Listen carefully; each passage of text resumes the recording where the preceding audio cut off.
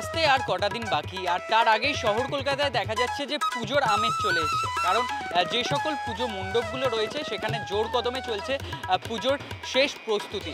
তবে এবছর দক্ষিণদ্বারে ইউথ তাদের কি ভাবনা, কিভাবে তারা তাদের মণ্ডপকে সাজিয়ে তুলেছেন, আসুন সে বিষয়ে তাদের থেকে জানবো। আর কদিন পর তো পুজো, তার আগে কতটা কাজ বাকি আছে বা কিভাবে কাজ চলছে এখন?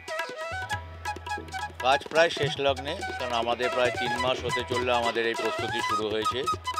তবে মাঝে মাঝে এই যে একটু বৃষ্টি হচ্ছে, বৃষ্টিতে একটু সমস্যা হচ্ছে, তবু যেহেতু আমাদের পুরোটাই প্রায় ঘেরা, অতটা সমস্যা নেই। আউটসাইডের কাজটা একটু সমস্যা আছে, বাকি মোটামুটি আমাদের প্রস্তুতি ঠিকই আছে। এবছর ভাবনায় কি রয়েছে, যেটা দর্শকদের প্রধান প্রশ্ন থাকে? এবছর দক্ষিণদ্বারে ইউসের 25তম বর্ষ, রজত জয়ন্তী বর্ষে আপনাদের সবাইকে শুভেচ্ছা। শিল্পী অনির্বাণ দাস যে ভাবনাটা এবছর ফুটিয়ে তুলেছে সেটা হচ্ছে, যার নাম আমরা দিয়েছি দহন।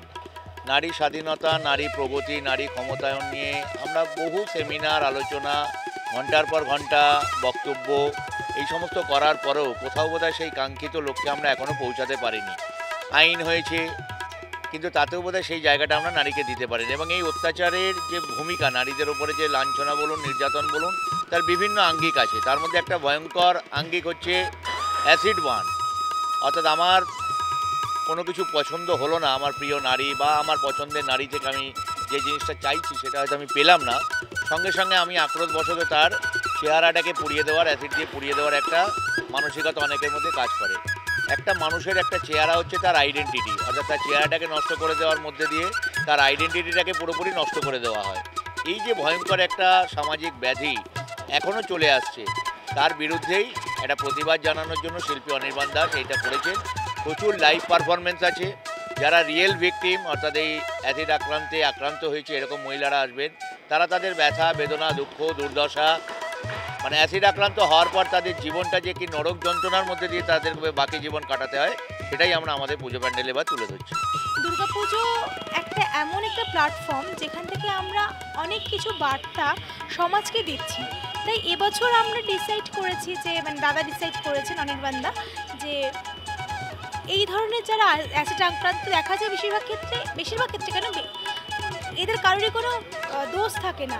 এখানে একটা প্রশ্ন যে একটা মানুষের যদি দোষও থাকে তাহলে তার আইডেন্টিটি, তার বেঁচে থাকার অধিকারটা কি কেড়ে নেওয়া যায়?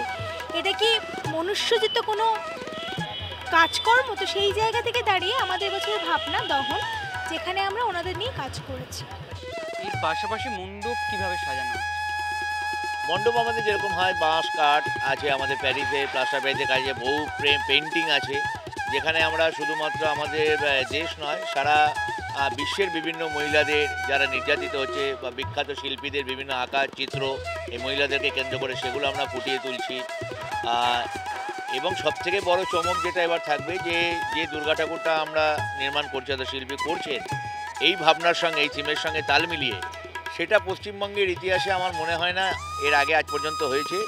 যে প্রতিবাদ দেখানোর জন্য আমরা এটা করছি, তারই হয়তো একটা রূপ বা অঙ্গ হয়ে উঠবে, মা দুর্গা নিজেই হয়তো হয়ে উঠবে। লাইভ পারফরমেন্সের মাধ্যমে আমরা পুরো বিষয়টা তুলে ধরবো। সাধারণত আমরা দেখেছি দুর্গাপুজোয় বিভিন্ন পূজা মণ্ডপ বা পূজা প্যান্ডেলগুলিতে এই যে প্যান্ডেলকে সাজানো হয় সেটা কোনো নির্দিষ্ট বার্তা দেওয়ার জন্য।